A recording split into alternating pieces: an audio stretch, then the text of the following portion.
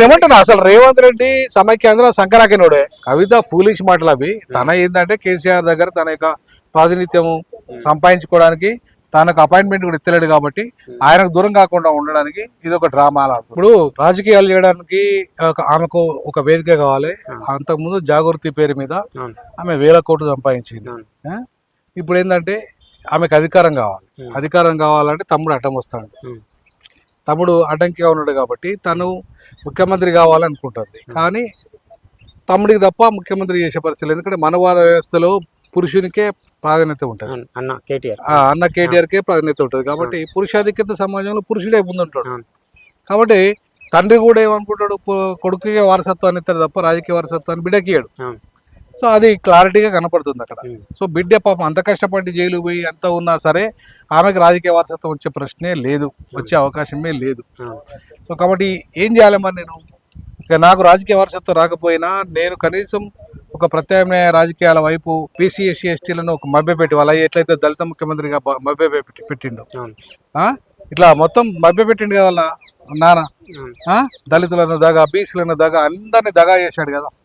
So ఇప్పుడు కూడా ఆమె కూడా దగా చేసే ప్రోగ్రాంలో ఉన్నది. ఆమెకు సామాజిక తెలంగాణ పట్ల చిత్తశుద్ధి లేదు, ఎన్నడూ వాళ్ళ పట్ల కొట్లాడింది లేదు. సామాజిక తెలంగాణ అయితే బీసీని ముఖ్యమంత్రి చేస్తాను, ఎస్సీని ముఖ్యమంత్రి చేస్తాను, నేనైతే కానని చెప్పేసి ఆమె ప్రకటిస్తలేదు. సో వాళ్ళు అయ్యి ఎట్లయితే దళిత ముఖ్యమంత్రి అని దగా చేసి తనైండో, సామాజిక తెలంగాణ అని చెప్పి ఈమె ముఖ్యమంత్రి పదవో ఇంకా లేదంటే ఏదైనా మంత్రి పదవో తీసుకోవాలని ప్రయత్నం చేస్తుంది. అంటే ఆ లేఖ బయటకు వచ్చిన తర్వాత పూర్తిగా చర్చనీయాంశంగా అయిపోయింది. ఇక జాగృతి ఆధ్వర్యంలో ఆమె ముందుకెళ్తుంది. ఆ ధర్నా చౌక్ దగ్గర కూడా అంతకుముందు ఏర్పాటు చేసిన సమావేశంలో కూడా కానివ్వండి, కేసీఆర్ బీఆర్ఎస్కి ఒక కన్ను, జాగృతికి ఒక కన్ను, 2 కళ్ళ లాంటి వాడని చెప్పి కూడా మాట్లాడడం జరుగుతుంది. ఎట్లా చూడొచ్చు విషయం? ఇదంతా ద్వంద్వ వైఖరిగా చూడొచ్చు మనం. ఇప్పుడు ఆ కేసీఆర్ అపాయింట్మెంట్ ఇస్తలేడు. అపాయింట్మెంట్ ఇవ్వాలని అధికారం మాకు చెప్తాడా? ఆయనకు చాలా క్లియర్ గా ఆయన కొడుకుకు ముఖ్యమంత్రి చేయాలని గతంలోనే అనుకున్నాడు. యాక్చువల్గా గతంలో సెకండ్ టైం ఆయన వచ్చినప్పుడు కొడుకుని చేయాలనుకున్నాడు. కానీ అది కొడుకుని చేస్తే పార్టీ క్లోజ్ అయ్యేటట్టుంది. అటు హరీష్ రావు కొంతమంది ఎగేసుకుని పోయేటట్టున్నాడు. సో కాబట్టి పార్టీ క్లోజ్ కాకుండా ఉండాలని ఆగిపోయాడు. కానీ ఇప్పుడు ఏమైతుంది పరిస్థితి అంటే, ఎట్టి పరిస్థితుల్లో కొడుకు అప్పచెప్పాలి. ఎందుకు అప్పచెప్పాలి?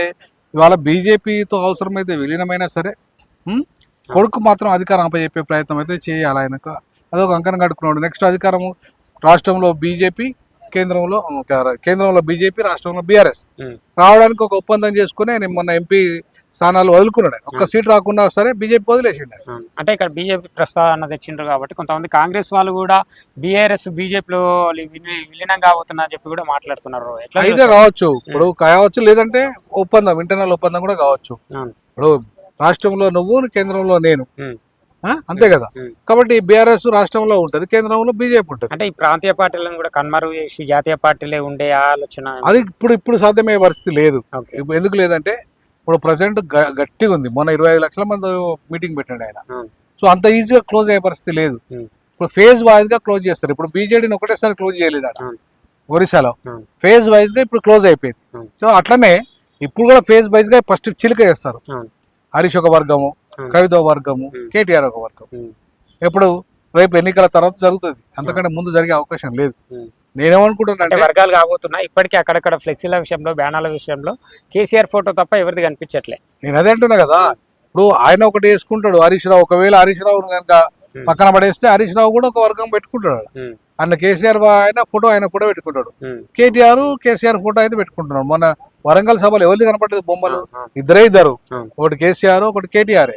హరీష్ రావు బొమ్మ కూడా లేదు, కవిత బొమ్మ లేదు, ఎవరి బొమ్మ లేదు ఆడ. కాబట్టి అక్కడ కనీసం ఫ్యూచర్లో ఏం చేస్తామో చెప్పలేదు వాళ్ళు.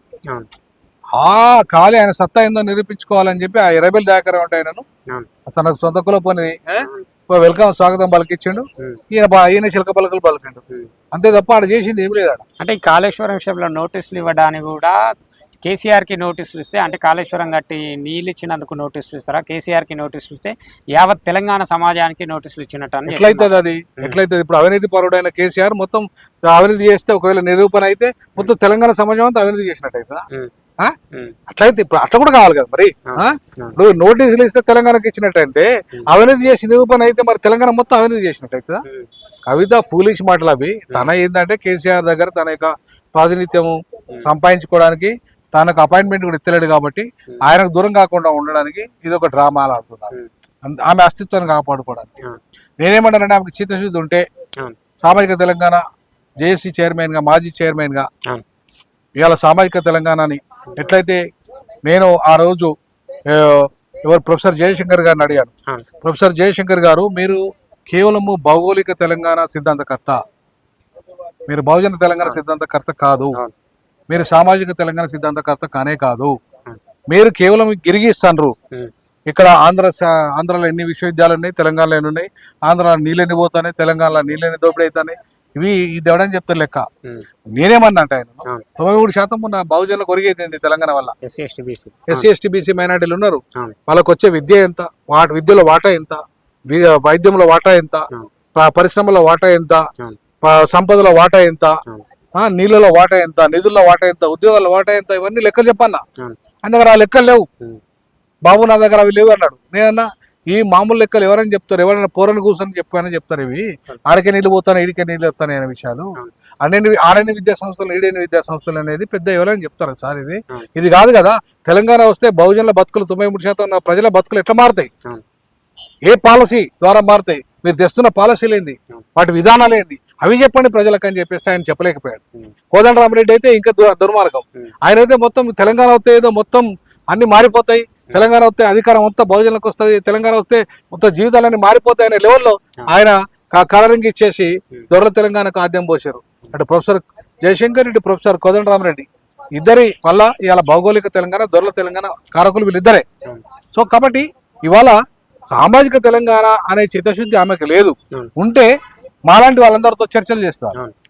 అంటే ఒకవైపు పార్టీకి దూరంగానే ఉంటూ కేసీఆర్ గురించి ప్రస్తావిస్తుంది, కేసీఆర్ గురించి అయితే ప్రస్తావిస్తుంది, ఎవరి గురించి మాట్లాడకపోయినా కేసీఆర్ గురించి సామాజిక తెలంగాణ తెలంగాణ జాతిపిత అంటుంది, తెలంగాణ బాపు అంటుంది. ఏమన్నా కానీ ఆయన బాపు గాని బండారం గాని ఆయన ఏమన్నా కానీ నేనేమంటానంటే ఆయన బాపు లేదా బద్మాషా ఏమైందో అనేది ప్రజలు నిర్ణయిస్తారు. నేనేమంటున్నానంటే ఇవాళ ఖచ్చితంగా సామాజిక తెలంగాణ గురించి మాట్లాడే నైతిక అర్హత కవితకు లేదు. ఒకవేళ నిజంగానే ఉంటే, నిజంగానే ఆమెకు చిత్తశుద్ధి ఉంటే, నేను అడుగుతున్నా ఈ సందర్భంగా సామాజిక తెలంగాణ గురించి కొట్లాడిన వ్యక్తులతో ఫస్ట్ మేధావులతో మీటింగ్ పెట్టి ఇవాళ దానికి ఎజెండా రూపొందిద్దాం. ఏం చేద్దాం, రేపు నువ్వు ఎట్టి పరిస్థితుల్లో ముఖ్యమంత్రి కావద్దు, అదైతే చెప్పాల్సుకున్నాను నేను. నువ్వు సామాజిక తెలంగాణ అంటున్నావు అంటే నువ్వు ఎట్టి పరిస్థితుల్లో ముఖ్యమంత్రి కావద్దు, బీసీనో ఎస్సీనో ఎస్టీనో ముఖ్యమంత్రి కావాలి, దానికి నువ్వు కట్టుబడి ఉండాలి. అప్పుడు నీతో కలిసి వస్తాం. నీ అయ్యా అట్లా మోసం చేసి నువ్వు ఇట్లా మోసం చేసే ప్రయత్నం చేస్తున్నావు తప్ప. అక్కడ కేసీఆర్ ప్రస్తావిస్తున్నాయి, కేసీఆర్ మీద ఈగ కూడా వాళ్ళని అనే విధంగా కూడా మాట్లాడు. ఈగని వాళ్ళని ఈమె ఎవరు, ఈగ వాళ్ళని ఏమన్నారు వ్యవస్థలు చూసుకుంటాయి. ఈగ వాళ్ళదా వాళ్ళ కమిషన్ ఎవరు జాతిపిత, ఎవరన్నారు జాతిపిత, ఆయన కేసీఆర్ జాతిపిత అని ఎవరన్నారు అనిపియండి. ఒకసారి పోల్ సర్వే పెట్టండి, ఎవరు జాతిపిత, జయశంకర్ జాతిపిత అంటారా, లేకపోతే ఈయన అంటారా, లేదంటే అట్లీస్ట్ మన కొండ లక్ష్మణ్ బాపూజీ అంటారా, లేకపోతే ఈయన అంటారా, ఎవరిని మన కేసీఆర్ గారిని అంటారా, ఒకసారి పోల్ సర్వే పెట్టండి తెలుస్తుంది. అంటే మొన్నటికి జూన్ 2కి తెలంగాణ సాధించుకుని 11 సంవత్సరాలు అయినప్పటికీ ఇక్కడ బీఆర్ఎస్ ఏమో కేసీఆర్ లేకపోతే చావునోట్ల తలకాయ పెట్టి తెలంగాణ తేపకోటే ఆమర నిరాహార దీక్ష చేయకపోతే తెలంగాణ వచ్చేది కాదు అని చెప్పి తెలంగాణ బాపు జాతిపిత అని వీళ్ళు అవన్నీ అబద్ధాలు. కాంగ్రెస్ ప్రభుత్వం ఏమో మేమే తెలంగాణ ఇచ్చినామని వాళ్ళు ఇద్దరు. నేనేమంటున్నా, ఈయన దేలేదు, ఆయన ఇయ్యలేదు. ఈయన దేలేదు, 1200 మంది త్యాగం ఏమైనా వాళ్ళ త్యాగం కాకుండా త్యాగంతో పాటు వీళ్ళు డిసెంబర్ 9కి డిసెంబర్ 10కి చలో అసెంబ్లీ పిలిపించారు పోరగాను, ఉస్మానియా పోరగాను. దానికి భయపడి డిసెంబర్ 9 రోజు ప్రకటన వచ్చింది. అది ఎవరన్నాడు ఈ మాట, ఆనాటి హోమ్ మినిస్టర్ చిదంబరం గారి దగ్గరికి మేము ఉద్యమ జేఏసీగా, సామాజిక తెలంగాణ జేఏసీ చైర్మన్ గా మేము పోయినాము. ఆయనకు పోయి రిపోర్ట్ ఇచ్చినప్పుడు, జస్టిస్ శ్రీకృష్ణ కమిటీకి రిపోర్ట్ ఇచ్చినప్పుడు చాలా స్పష్టంగా ఆయన చెప్పింది ఒకటే, విద్యార్థి ఉద్యమానికి మేము తలొగ్గినాము. మాకు కేసీఆర్ తలొగ్గిండు, కోదండరామిరెడ్డి తలొగ్గిండు, అన్ని రాజకీయ పార్టీలు తలొగ్గినాయి, మాకు తలొగ్గింది విద్యార్థులే. కాబట్టి విద్యార్థుల ఉద్యమానికి తలొగ్గి మేము అమరవీరుల త్యాగాలను చూసి ఇచ్చినామని చెప్పేసి ఆయన స్వయంగా చెప్పిండు చిదంబరం. మరి వాళ్ళ త్యాగాలు చూసి వచ్చిందా, లేకపోతే ఈయన దొంగ త్యాగం వల్ల వచ్చిందా? కాబట్టి నేను వాడికి ఈరోజు కూడా చెప్తున్నా, ఆ రోజు చెప్పినా ఈ రోజు చెప్తున్నా, విద్యార్థి అమరవీరుల త్యాగాల ఫలితంగానే తెలంగాణ వచ్చింది తప్ప ఈ రాజకీయ దొంగల వలన, కోదండరామిరెడ్డి వలన రాలేదు, ఆయన ఉద్యమం వలన రాలేదు. ఈ దొరల తెలంగాణ తేవడానికే వీళ్ళంతా కుమ్మక్కై బహుజన పిల్లలంతా కూడా జాక్కా ఏర్పడి తెలంగాణ ఉద్యమాన్ని లీడ్ చేస్తున్న క్రమంలో వాళ్ళని డైవర్ట్ చేయడానికే రాజకీయ జేసీ ఏర్పాటు చేసింది కోదండరామరెడ్డి. కోదండరామరెడ్డి నేతృత్వంలో అటు జానారెడ్డి కానీ కేసీఆర్ కానీ దొరల తెలంగాణ తేవడానికి దాన్ని తీసుకొచ్చిండ్రు. ఆ తీసుకురావడానికి కారకులైన వీళ్ళు బహుజన తెలంగాణ లేదా సామాజిక తెలంగాణ ఏర్పాటు కాకుండా విద్యార్థి ఉద్యమాన్ని విచ్ఛిన్నం చేసి వాళ్ళ చుట్టూ తిప్పుకునే విధంగా కుట్ర చేసిన చరిత్ర మనకు కనబడుతుంది. తెలంగాణ తెచ్చింది మాత్రం విద్యార్థి ఉద్యమకారులే. అంటే రాష్ట్రం సాధించుకొని 11 సంవత్సరాలు గడుస్తుంది సార్. నీళ్ళు నిధుల నియామకాల కాన్సెప్ట్తో ఏర్పడ్డ తెలంగాణ బంగారు తెలంగాణ అని చెప్పి 10 ఏళ్ళు అధికారంలో ఉన్నారు. ఏమైనా ఈ బహుజనులే కానీ అట్టడుగు వర్గాలే కానీ ఎస్సీ ఎస్టీ బీసీల బతుకులు ఏమైనా మారినా? నీళ్లు నిధుల నియామకాలు ఏం మారలేదు. నేనేమంటున్నా, వాళ్ళ దగ్గర ఉన్న భూమి ఎంత, బతుకులు మారాలంటే భూమి ఉండాలా. నువ్వు పంచిన భూమి ఎంత? 10 ఏళ్ళలో నువ్వు పంచిన భూమి ఎంత? నువ్వు పంచిన భూమి 6,000 ఎకరాలు. గతంలోనే 24,45,000 ఎకరాలు పంచింది ఎవరు? 70లో ఎవరు? శ్రీమతి ఇందిరాగాంధీ. దాంట్లో నువ్వు 20 లక్షల దాకా కొట్టేసారు మీరంతా. 20 లక్షల ఎకరాల భూములు పేదల భూములు కొట్టేసారు మీరు. ఇప్పుడు వాళ్ళకి 4 లక్షల ఎకరాలు మిగిలిపోయినాయి. 20 లక్షల ఎకరాల భూములు పేదలకు పంచిన భూములు కొట్టేసిన మీరు ఇలా పేదలకు భూములు పంచని మీరు రేపు ఈ భూములు అన్నిటికీ నీళ్ళు వస్తే ఎక్కడికి పోతే భూములకే కదా. ఇవన్న దగ్గర భూములు ఉన్నాయి. ఈ కమ్మల దగ్గర, రెడ్లి దగ్గర, బెలమ దగ్గర, వీళ్ళ దగ్గర కదా భూమి ఉంది. ఈ భూమి ఉన్న వాళ్ళకు నీళ్లు పోయినాయి. సో నీళ్లు వచ్చిన తర్వాత ఎవరు పోయింది? భూస్వాములు పోయినాయి. నిధులు ఎవరు పోయినాయి? కేటీఆర్, కేసీఆర్, కవిత, కేసీఆర్, కేటీఆర్ అండ్ హరీష్ రావు వీళ్ళ దగ్గరే కదా మొత్తం నిధుల యొక్క బడ్జెట్ అంతా ఆడిపోయింది. సో బడ్జెట్ అంతా వాళ్ళకు పోయినాయి. నీళ్లు నియామకాలు ఎక్కడైతే జరిగినాయి? ఆయన హయాంలో మొత్తంగా ఎవరు మన గంటా చక్రపాణి చెప్పిండు, మొత్తం కలిపితే మేము 38,000 ఉద్యోగాలు నింపినామని ఆయన చెప్పిండు. ఎవరు? గవర్నర్కి ఇచ్చిన రిపోర్ట్ ఇది. మరి ఎక్కడ జరిగింది? నీళ్ళు ఎక్కడైనా, నిధులు ఎక్కడైనా, నియామకాలు ఎక్కడైనా. ఇప్పుడున్న ప్రభుత్వం ఏమో ఉద్యమకారులను విద్యార్థి నాయకులను గత ప్రభుత్వం పట్టించుకోలేదు, నిర్వీర్యం చేసి. ఇప్పుడు వీళ్ళు కూడా అంతే, వీళ్ళు గుర్తించమని చెప్పి 10 మంది కావాలండి కౌలు కళాకారులు. ఇప్పుడు పాషమి యాదగిరి ఒక్కడే తెలంగాణ కవ్య జర్నలిస్టా?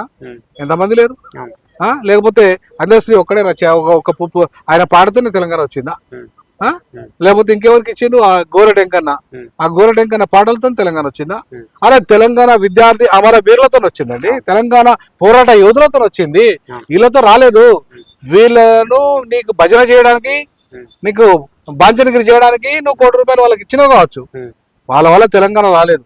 తెలంగాణ వచ్చింది నిజమైన వాళ్ళతో వచ్చింది. నిజమైన పోరాట యోధులకు ఎవరికి ఇచ్చినావు? నువ్వు ఎవ్వరికి ఇవ్వలే. విద్యార్థులను మోసం చేసింది ఈ ప్రభుత్వం కూడా. నిజమైన కవులు కళాకారులను మోసం చేసింది ఈ ప్రభుత్వం కూడా. పేదలను మోసం చేసింది ఈ ప్రభుత్వం. ప్రజాపాలన పేరుతో దగాపాలన కూడా చేస్తుంది ఈ ప్రభుత్వం. సో అట్లాంటి సిచ్యువేషన్స్ లో మా ప్రజలకు బతుకులు ఎక్కడ మారినాయి? నేను అసైన్ ల్యాండ్ల విషయంలో నేను రాహుల్ గాంధీకి లేఖ రాసిన. మీరు వరంగల్లో రైతు డిక్లరేషన్ లో అసైన్ భూములకు పట్టాలు ఇస్తున్నారు. ఎందుకు ఇవ్వలేదు మీరు? దాని మీద కమిషన్ ఎందుకు ఇవ్వలేదు? మీరు కాళేశ్వరం మీద వేసారు అవినీతి జరిగిందని. 1,00,00,000 కోట్లు అక్కడ పెట్టితే 1,00,00,000 కోట్ల 98,000 కోట్ల రూపాయలు ఖర్చు పెట్టితే 1,00,00,000 కోట్ల అవినీతి జరుగుతుందా అని మీరు అన్నారు. తర్వాత ఫోన్ ట్యాపింగ్ దాని మీద వేసిండ్రు. అరే ఇన్ని లక్షలాది మంది జీవితాలు ఆగమైపోయినాయి. 1 కోటి మంది దానికి అసైన్ భూముల మీద ఆధారపడ్డారు. వాటి మీద కమిషన్ ఎందుకు వేయలేదు మీరు? అవి ఎందుకు తిరిగి పంచుతాయని చెప్పి మీరు అంటలేరు. నేను రాహుల్ గాంధీకి లేఖ రాసిన, నేను మహేష్ కుమార్ గౌడ్కు, తర్వాత మీనాక్షి నటరాజన్కు మీరు పంచండి మా భూములు మా వాళ్ళకి ఇవ్వండి, ఆ యజమాని హక్కులు కల్పించండి, అటవీ హక్కులకు కూడా కల్పించండి అని చెప్పి ఆదివాసులకు, ఇటు దళితులకు, ఇటు పేదలకు వాళ్ళు ఎప్పుడూ పాపం ఇందిరాగాంధీ ఇచ్చిన భూములు వాటికి పట్టాలు ఇవ్వమంటున్నాం, వాటికి యజమాని హక్కులు కల్పించమంటున్నాం. అవే కల్పించలేని మీరు, వాటికే పట్టాలు ఇవ్వలేని మీరు, ఇట్లా మరి ప్రజాపాలనకు ఎట్లా పేదలను ఆదుకున్నట్టయితే తేడాగా అనిపిస్తుందా? ఏమన్నా 10 ఏళ్ల బీఆర్ఎస్ పరిపాలనకు ఈ దాదాపు 15 మాకేం తేడా లేదండి. దొరలు పోయి పటేళ్ళు వచ్చారు. అప్పుడు దొరల ఎలమల పరిపాలన చుట్టూ ఉంది, ఇప్పుడు రెడ్ల పరిపాలన చుట్టూ. ప్రతిదీ రెడ్లకే. మీకు ఏ పదవి? ఇప్పుడు ప్రతిదీ ఆర్టీఐ చైర్మన్ రెడ్డి, ఆ చైర్మన్ రెడ్డి, ఈ చైర్మన్ రెడ్డి, ఎక్కడ రెడ్డి లేని అన్ని సామాజిక వర్గాలకు అందరికీ న్యాయం ఎక్కడ ఉందండి? ఎక్కడ జరిగింది? ఎస్సీ వర్గీకరణ, బీసీలకు 42% రిజర్వేషన్. ఎస్సీ వర్గీకరణ అన్నాడు కదా, ఒక ఉద్యోగం వర్గీకరణ వాళ్ళ నింపిడా? అయిందా? కాలేదు. నువ్వు ఆడిని తెస్తానని తెచ్చినావా? తెస్తే గ్రూప్ 1, గ్రూప్ 2, గ్రూప్ 3లో వచ్చేది కదా, వర్గీకరణ అమలయ్యేది కదా. ఎందుకు తెలియదు ఆర్డినెన్స్? అదే చంద్రబాబు నాయుడు మెగా డిఎస్సి కోసం ఆర్డినెన్స్ తెచ్చిండు, నువ్వేం తెలియదు అంటే నువ్వు చీట్ చేయడానికి కదా. వర్గీకరణ చట్టం తెచ్చినావు కానీ ఉద్యోగాలు మాకు, అదొక మోసం. రెండవది, మాకు ఎంపీ రెండు ఎంపీ సీట్లు రావాల్సి ఉండే, మాది వీళ్ళకి ఇచ్చినావా? ఇవ్వలే. 4 ఎమ్మెల్యే సీట్లు లాస్ అయినాం, ఇచ్చినావా? మంత్రి పదవి ఇచ్చినావా? కనీసం మాదిగలకు ఒక్క మంత్రి పదవి ఉందా? ఇప్పటికి 17 నెలలుగా మంత్రి పదవి ఉందా? ఉపకులం అనుకున్నది ఎవరు? దామరాజ నరసింహ, ఆయన మోచి కులం, ఆయనకు వచ్చి ఇచ్చినావు. ఒక మాలకు స్పీకర్ పదవి ఇచ్చినావు. మళ్ళీ ఇంకో వెంకటస్వామికే ఇస్తానంటున్నావు. వెంకటస్వామి మాలకే ఇస్తాం. మరి మాదిగలకి ఏది ఇక్కడ పరిస్థితి? మాదిగలకి ఏది? ఇప్పుడు మాదిగలు అక్కడ 33 లక్షల మంది ఉన్నారని 2011 లెక్కల ప్రకారం నువ్వే చెప్పినావు. అదే 2025 లెక్కల ప్రకారంగా లేదా 2021 లెక్కల ప్రకారం చూసుకుంటే 45 లక్షల మంది ఉంటారు. 45 లక్షల మంది మాదిగలకు ఒక్క మంత్రి ఉండేదా? మరి గతంలో కేసీఆర్ చేసింది అదే. కొప్పులీశ్వరిని పెట్టిండు, రాజాని తీసి పడేసి. తర్వాత ఎవరిని, ఆయన పేరేం పేరు, కడియం శ్రీ అని పెట్టిండు. కడియం శ్రీ గారి కులం ఎంత, ఆయన జనాభా ఎంత? ఆయన మాదిగనే ఏమన్నా బైండ్లా? మరి ఎక్కడ ఆయన ఆ మంత్రివర్గం మాదిగలకు స్థానం జరగలేదు. జరిగే దాంట్లో వచ్చే అవకాశం ఉందా మీ సామాజిక వర్గాన్ని? రావాలని నేను అనేది ఏంటంటే, మా వాళ్ళకు ఖచ్చితంగా 2 పదవులు ఇచ్చినాకనే మాలకోటి ఇవ్వాలి. మా మాదిగలకి 2 మంత్రి పదవులు ఇచ్చిన తర్వాతనే ఇంకొకటి మిగిలితే మీరు మాలకి ఇవ్వండి. ఆల్రెడీ ఒక స్పీకర్ మాల ఉన్నాక, డిప్యూటీ సీఎంఏ ఉన్నాక మళ్ళీ మాలకి ఎట్లా ఇస్తావు? నువ్వు నాకు అర్థం కానీ ఏ రకంగా ఇస్తావు? ఏ రకంగా నీ సామాజిక న్యాయం పాటించినట్టు అవుతుంది? అంటే కోట్ల రూపాయలు వివేక్ దగ్గర ఉంటే ఇస్తావా మంత్రి పదవి? అంటే ఇంకా కోటీశ్వర్లు వస్తారు, వాళ్ళకు కూడా ఇస్తావా మంత్రి పదవి? 100 కోట్ల సూట్ కేసు పట్టుకొని వస్తాడు, ఇస్తావా? అరే సామాజిక ఎవడో ఓటేసిండు నీకు? కోటీశ్వర్లు ఓటేసిండ్రా నీకు? ఓటేసి నిన్ను గెలిపించింది వాడు, కాంగ్రెస్ అధికారం తీసుకొచ్చింది వాడు. మాదిగలు కదా, మెజార్టీ మాదిగలు కదా. మరి వాళ్ళకి ఎందుకు మంత్రి పదవి? ఎందుకు అడగరు మా నాయకులు ఎందుకు అడుగుతలేరు గట్టిగా? ఎందుకు సైలెంట్గా ఉన్నారు? ఏం ఒప్పందం జరిగింది వాళ్ళతో, ఆయనతో? మరి ఇవన్నీ కూడా మాట్లాడాలి కదా జనం మధ్య. జనం కూడా ఇవన్నీ చర్చకు రావాలి కదా. నేనైతే డిమాండ్ చేస్తా ఉన్నాను, ఈవెన్ అద్దెంకి దయాకర్ తెలంగాణ ఉద్యమకారుడు అయినప్పటికీ కూడా ఆయనకు ఇవ్వడానికి లేదు, వివేక్ వెంకటస్వామికి ఇవ్వడానికి లేదు. 2 మంత్రి పదవులు మాదిగలకు ఇచ్చినాకనే మిగిలితే 3వ మంత్రి పదవి మాలకి ఇవ్వండి, మాకు అభ్యంతరం లేదు.